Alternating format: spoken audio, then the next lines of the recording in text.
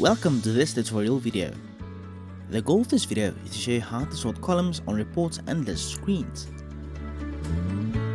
The columns on the report and list screens can be arranged in ascending or descending order, making your workflow experience and organization of information more seamless. Simply indicate your preferred order, and the data in the columns will be presented accordingly. Note that this feature is available on all report and list screens within GoodX Web.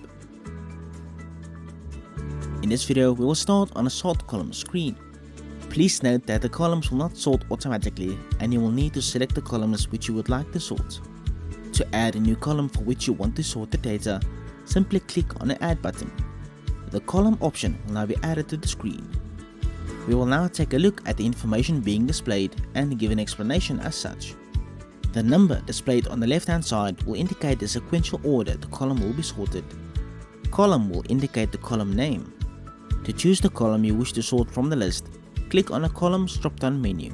Please note that depending on the columns on the list or report you are now viewing, various different options will be available. Click on a desired and applicable option. Order indicates whether the column will be sorted in ascending or descending order.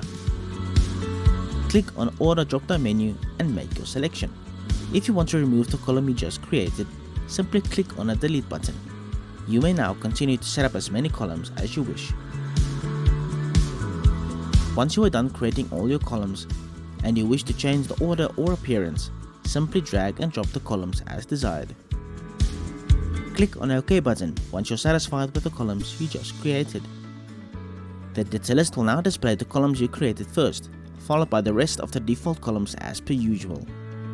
You will notice at the top of the columns a sequential number displayed, which indicates the column order in which you created it.